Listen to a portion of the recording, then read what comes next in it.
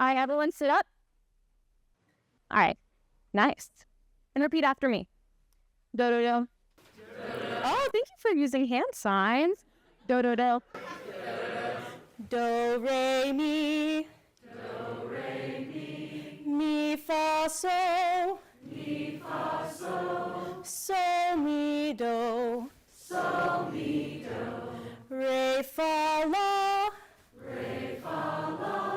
La, fa, re. La, fa, re. Do, re, do. Do, re, do. All right, here's a challenge for you. I'm going to show you the hand signs, but your job is to try to figure out the right solfege. No worries, I'll give you the first note. Ready? Do, do, do.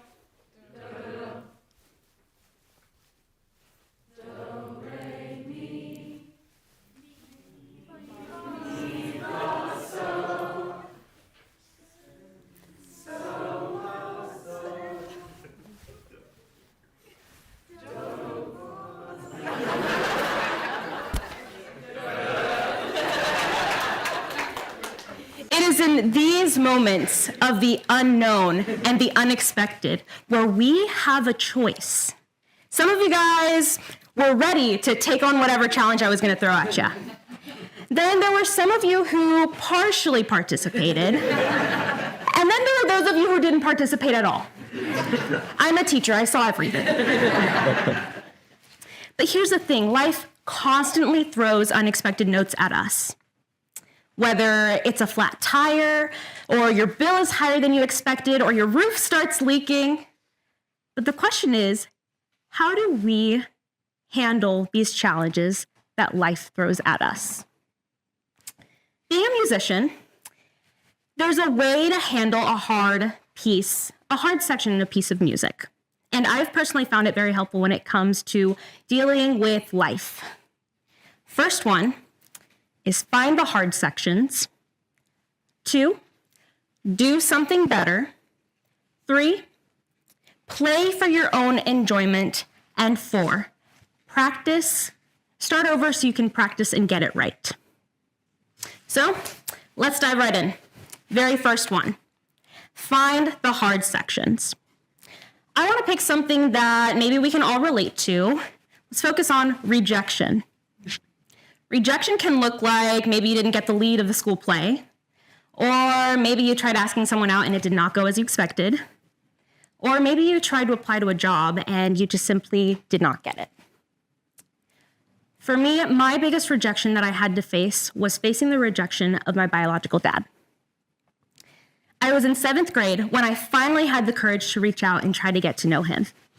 Based off of my mom's stories, he was an incredible guy. He lived in Spain, he was a Spanish Marine, and he once risked his life running into a gas-filled building in order to save people's lives.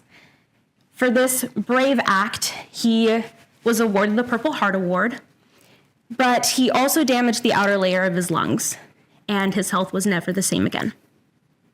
He and my mom would go back and forth about whether or not he should stay in our lives, and just simply because he thought he wasn't going to live long enough, just to spare us the pain of his passing. And so my mom left, and here I was 13 years later, ready to connect. I let her know, she sent him an email, and I found out he wanted nothing to do with me. I was upset, so much so that I started developing a limiting belief that I wasn't worthy of the good things in life. And because of this, I started isolating myself. I stopped talking to my friends, my family, and it wasn't until one day I was on my way to band, and I hear my friend calling my name, but I ignore her and walk faster, and then all of a sudden, she yanks my hair back, quite literally pulling me back into reality, because in that moment, I thought, how dare she? Wait, no. How dare anyone treat me like this? Like my feelings weren't valid. And that was a pivoting moment in my life. I realized that I needed to face this rejection or else it was going to keep holding me back. And that is when I realized I wanted to be someone that was worth respecting. But in order to do that as a 7th grade girl, I needed to grow. That is where number 2 comes in. Do something better. I can't take credit for this affirmation. This was actually something my old high school band director would constantly have us repeat back to him. So much so, we took a picture of his face and photoshopped it on a butter container that says, "I can't believe it's not better." He would have us repeat this constantly. And the way he would do it is he would start off by saying, "Do something," and we'd chant back, "Better." So naturally, being here today, we're going to practice this. Do something better. Oh, you can do better than that. Do something better. There's always something you can do better. You know that job that you didn't get? Well, you can apply to more. Maybe you can practice some interview questions or create a LinkedIn account and start networking with people, or just simply ask your friend, "Hey, are you hiring?" There's always something you can do to improve a situation. For me, I grew up in a low-income family as the oldest daughter of a single immigrant mother, and I wanted to go to college. But finances were kind of a struggle, and me being the very first one, I had to learn how to pave the way. But I was determined. I was determined to show my biological dad that I am worthy of getting to know. And so that's what I did. I don't know if you could tell, but I wanted to be a music teacher. And so I would audition for honor choirs, I would do solo competitions, and I didn't know how to play the piano, but I knew how to play the flute. So whenever I didn't know how to sing a particular part, I would take my flute out, start playing the notes, sing it back to myself, just so I could learn a song. And academically, I was not the best test taker, but I would go in before and after school just so I can improve little by little. It is such an amazing feeling when you work on bettering yourself, even if it's just a little bit, because eventually you can look back and you can realize, wow, I have come so far.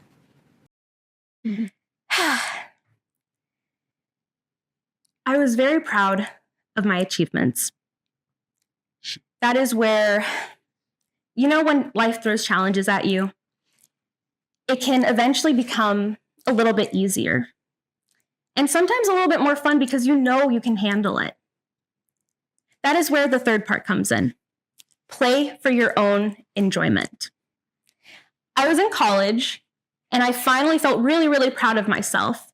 I felt so proud that I decided I was going to grab all of my achievements, my graduation photos, my best singing auditions that I've completed, and put it up in an email and send it to my biological dad, just to let him know that I made it. So I went home my birthday weekend, and I said to my little sister, "This is what I'm going to do. I'm going to finally reach out." And she turns to me and she says, "Didn't Mom tell you? Your dad is dead."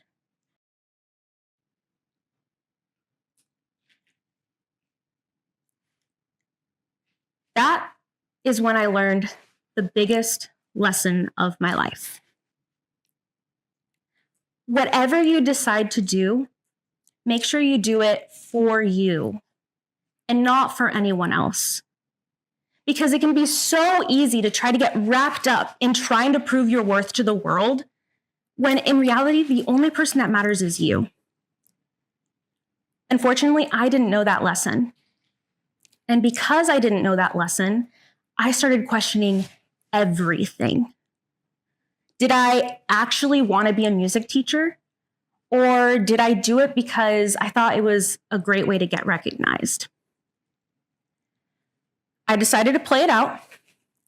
I graduated with my degree in music education, and I decided to teach public schools for 2 years.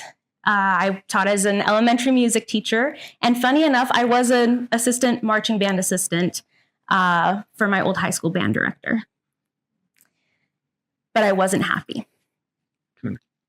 I loved the kids. The kids were great. The staff that I worked with, they were amazing. And honestly, the school district I worked for, they were fantastic. But I just simply wasn't happy. And that is when I knew I needed a clean slate.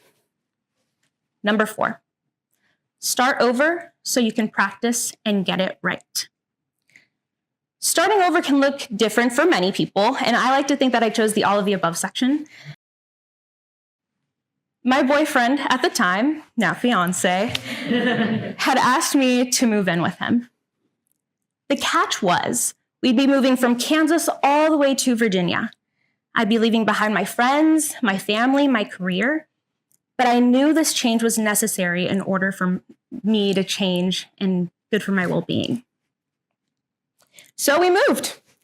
And in the span of 1 year, we managed to move to 3 different places. I started working on myself a little bit more, focusing on some health, making new friends, learning new skills. And career-wise, I landed at a coffee shop. I was not proud of working at the coffee shop. I'll be honest, I didn't even tell a lot of my friends because I felt like a failure. I felt, wow, I got this degree in music education and I wasn't even using it. And I caught myself missing teaching, missing music, making magic in the classroom. It wasn't until one day I was working at that cafe and a woman comes in and she says it's her very first time there, that she has a gift card that one of her students gave to her. Naturally, I asked, teacher, what do you teach? And she goes, music. No way I was a music teacher. And she automatically goes, well, we're hiring. I was a little hesitant, but then she says, I work for a nonprofit after-school music program that focuses on giving opportunities to students at Title I schools. For those of you who don't know what a Title School I is, it is a school with a high population of low-income students. And that was me growing up. I wanted to be the type of person that little me needed growing up. And that is when I decided, okay, let's switch numbers. I interviewed and I got the job.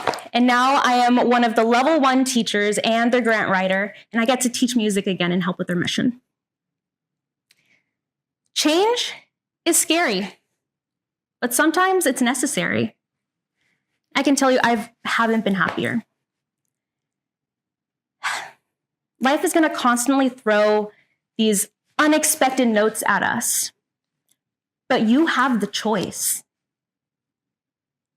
So, what are you going to do? Let's go ahead and start over. Repeat after me.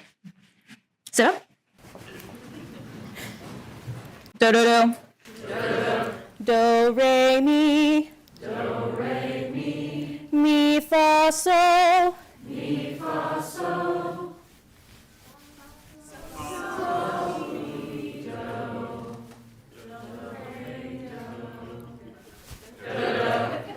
Thank you.